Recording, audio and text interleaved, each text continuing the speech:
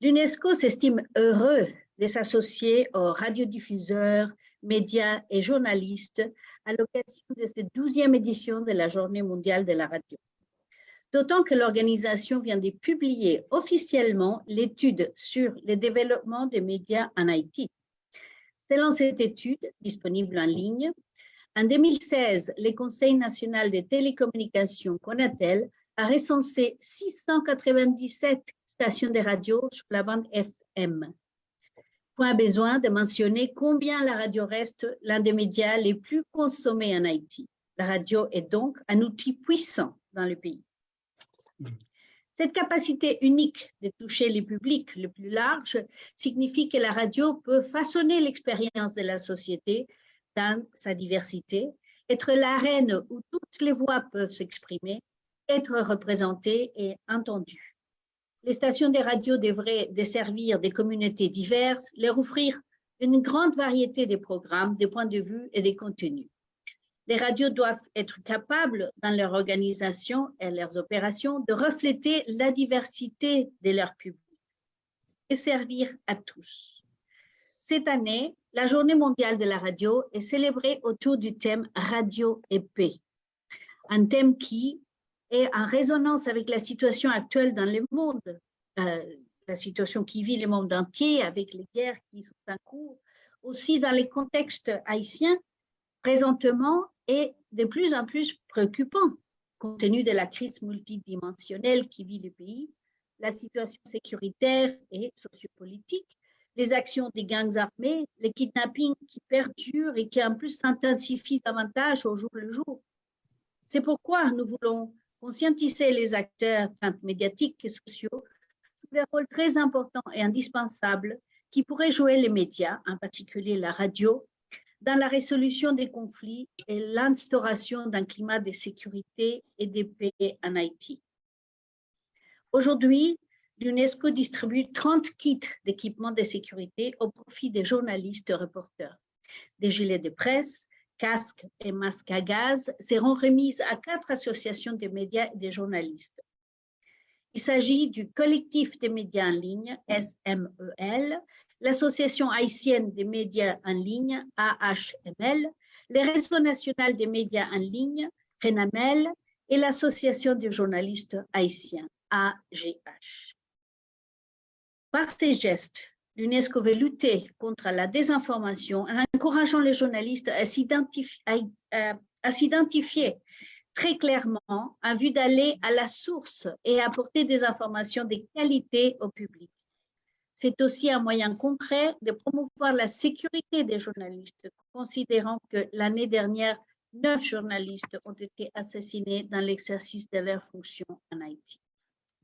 Aussi, l'UNESCO profite de cette occasion pour donner un kit mobile radio aux communautaires à travers la Société d'animation et de communication sociale SACS. Ce kit, destiné à toutes les radios communautaires, permettra aux radios de rester en ondes en cas de catastrophe naturelle ou autre, aussi un risque permanent dans le pays. Tout compte fait, la Journée mondiale de la radio est une occasion pour réaffirmer notre engagement aux côtés des journalistes, des radios communautaires, des professionnels de l'audiovisuel et diffuseurs pour les droits à l'information, la liberté d'expression et la diversité culturelle. Tendez radio pour information d'un bon petit mamite. Joyeuse journée mondiale de la radio, longue vie à la radio. L'indépendance éditoriale aujourd'hui est capitale en Haïti et une indépendance articulée, je dirais, à l'intérêt public, l'intérêt commun, l'intérêt collectif et non à la défense d'intérêts particuliers, des gens intéressés, soit au niveau du pouvoir ou en général au niveau économique, défense d'intérêts particuliers et en même temps donc valoriser le social dans le traitement de l'information, puisque nous sommes dans un contexte où le social justement tend à être laissé de côté. Et on voit un peu les résultats aujourd'hui, car beaucoup de spécialistes vous diront que l'insécurité que nous voyons aujourd'hui en Haïti, la violence qui gagne chaque jour un peu plus de terrain, résulte aussi, en dehors de beaucoup d'autres facteurs, résulte aussi d'une certaine absence de l'État dans des espaces où, par exemple, il n'y a pas eu d'intervention publique depuis plus d'une dizaine d'années, une douzaine d'années. Des routes défoncées, des services inexistants, et pas d'eau potable, pas d'accès à l'éducation, etc. C'est en partie les résultats qu'on voit aujourd'hui en Haïti. Donc, je dirais que en même temps, les agents de communication, radio et autres, devraient comprendre qu'il ne leur revient pas, de toute façon, en disant tout cela, qu'il ne nous revient pas de prendre la place des acteurs économiques, politiques et sociaux, et que ces derniers, quand même, ont la capacité d'assumer pleinement leur engagement et que nous-mêmes, en tant que médias, nous devons pouvoir accomplir notre mission d'information et de communication en toute liberté et en toute responsabilité. Je voudrais maintenant conclure, pour ne pas être trop long, sur l'enjeu de l'accessibilité de l'information et de la communication dans cette situation de crise que nous connaissons aujourd'hui. C'est une crise qui affecte les médias aussi, disons, globalement, c'est-à-dire dans leur fonctionnement du point de vue économique, dans leur capacité de remplir leur mission d'information.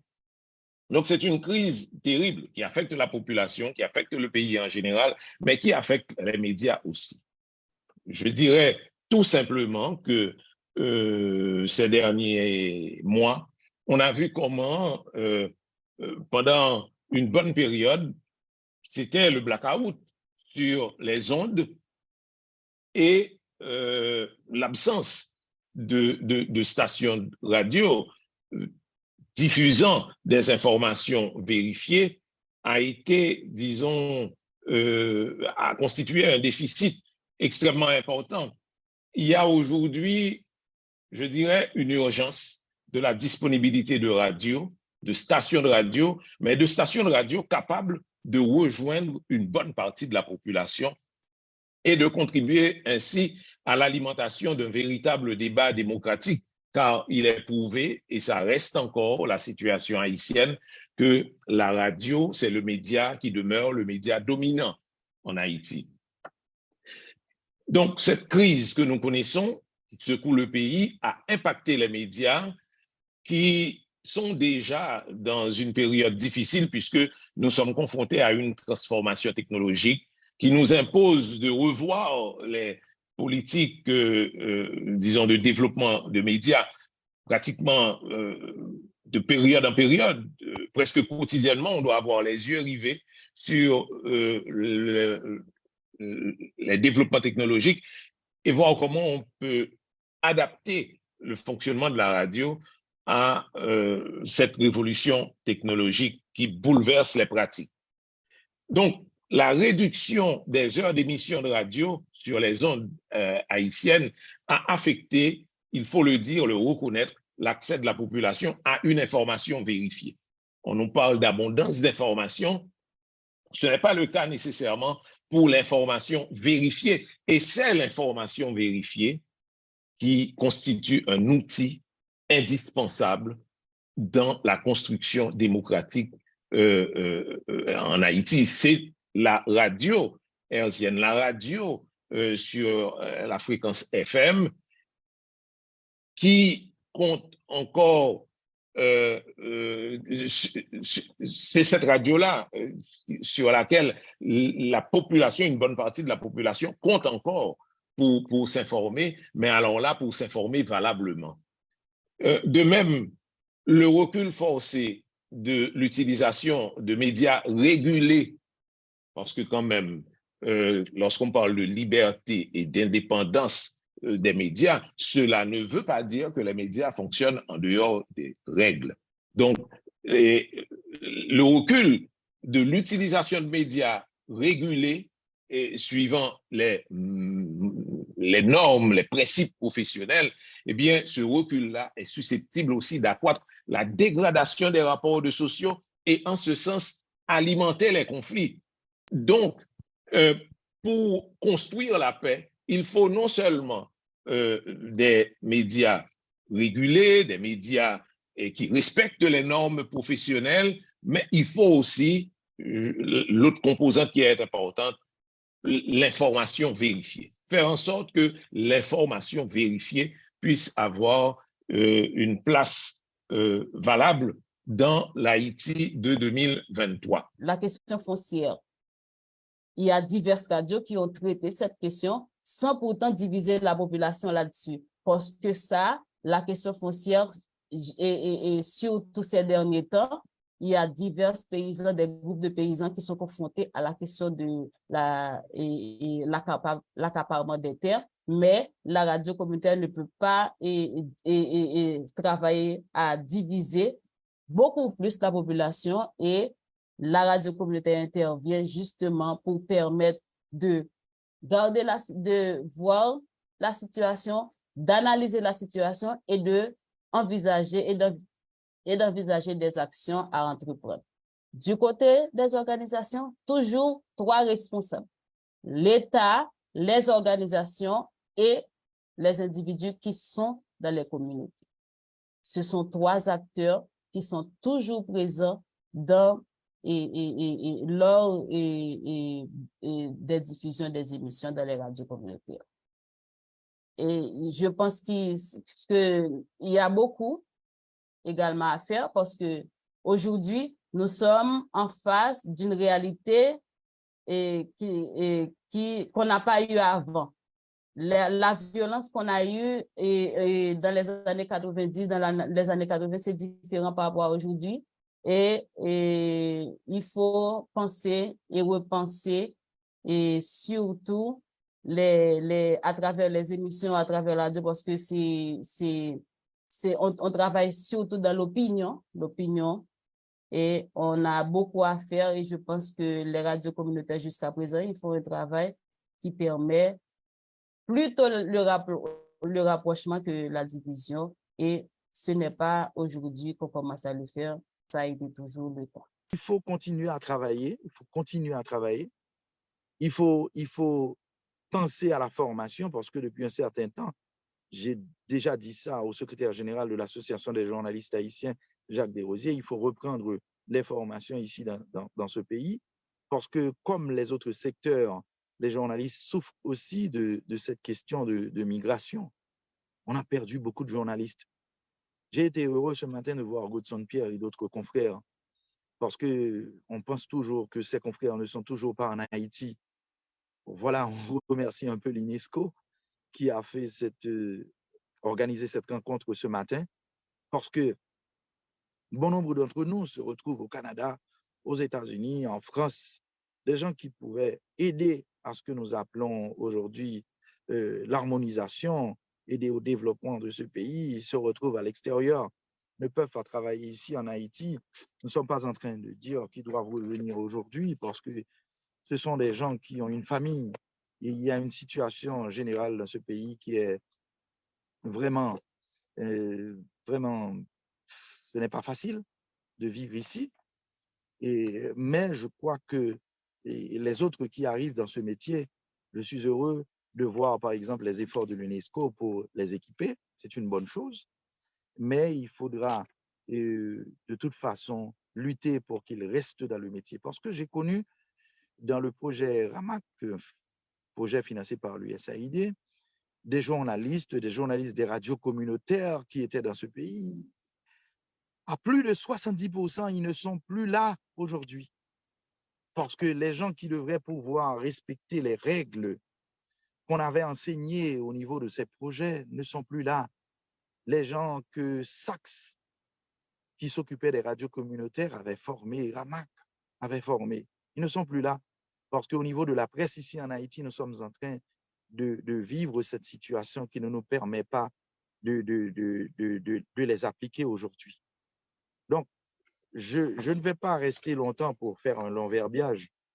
Je dois dire que la radio est puissante, je suis d'accord avec tous les intervenants qui viennent de le dire, mais la radio pourrait être beaucoup puissante si nos confrères et consoeurs pouvaient lutter et continuer à lutter pour aider à faire respecter dans le métier le code d'éthique que nous avons ici en Haïti. Parce qu'il y a des gens qui ne pensent pas que ça existe, un code de déontologie des médias et des journalistes d'Haïti qui existe bel et bien. Et je connais des gens qui sont là, qui vivent encore dans ce pays, qui ont signé notre code d'éthique. Il y a l'Association nationale des médias haïtiens, l'Association des médias indépendants dans ce pays, l'Association des journalistes haïtiens, le groupe Médias Alternatifs, il faut le dire, SACS, et il y a eu également les journalistes photographes qui ont signé ce code d'éthique qui existe bel et bien. Nous pouvons faire beaucoup de choses dans ce pays si nous pensons aux pionniers qui, en 1926, déjà travaillaient pour le développement parce que il faut le dire, les émissions qu'on faisait après 1926, tout de suite pendant l'occupation américaine, c'était des émissions qui concernaient le développement, l'agriculture et un tas de choses. Godson a dit quelque chose de très important tout à l'heure qui concerne l'aspect social et de notre travail. Nous avons négligé cet aspect. Et voilà pourquoi aujourd'hui, je ne suis pas en train de justifier cette violence que nous avons dans ce pays, mais parce que nous avons négligé cet aspect social, il faut le dire, il y a une situation qui est pourrie maintenant en Haïti, une situation que nous sommes en train de vivre et que nous n'avons pas considérée. Plutôt que de considérer cette question sociale, on s'enivre dans une situation qui concerne les politiques et la politique partisane et beaucoup plus, et puis la situation de la population s'aggrave énormément et on a oublié ce qu'on devrait faire. Et je dois dire que c'est important, plus que jamais, de s'attacher au principe de ce métier qui nous dit de plus en plus que le journaliste a des fonctions à respecter qui concernent bien sûr l'information. Quand on doit informer, il faut être sérieux et dire la vérité. Deuxièmement, l'éducation. Il faut continuer à éduquer cette population et à nous éduquer également. Continuer à travailler pour la distraction des gens, continuer à analyser, et voilà un phénomène que nous avons en quelque sorte, il faut le dire, ici en Haïti, des gens qui font des analyses et qui n'ont pas, si l'on peut dire, l'âge et la compétence pour le faire et pour continuer à guider cette population qui souffre, qui doit avoir des stations de radio dans ce pays, parce que moi, quand je commençais aux environs des années 2000, je dois le dire, on avait une quarantaine de stations de radio communautaires. Aujourd'hui, on a plus de 500 et beaucoup plus que ça. Donc, on n'est pas mieux informé parce qu'on a plus de 500 radios communautaires dans ce pays. Pour les radios ou bien les médias, l'un des premiers avantages, par exemple, et pour les radios, ça permet de toucher, par exemple, un public beaucoup plus large. Ça veut dire, ou bien favoriser une plus large participation au débat radiophonique, par exemple. Par exemple, avec les outils numériques, ça permet aux médias basés localement en Haïti de se construire, je dirais, un public transnational, par exemple, la diaspora, et qui se trouve en dehors des frontières d'Haïti, mais qui ont accès à des moyens technologiques, des moyens techniques qui leur permettent de participer de manière directe et instantanée et dans, je dirais, les débats publics. Peut-être que ça, c'est l'un des avantages pour aller rapidement. Peut-être que Et l'un des inconvénients, parce que je pense que Romain l'avait souligné, la question en fait, des informations vérifiées. Et bien, avec le numérique, ça, la course, je dirais, au scoop, à la première, ça pose aussi des problèmes d'ordre déontologique.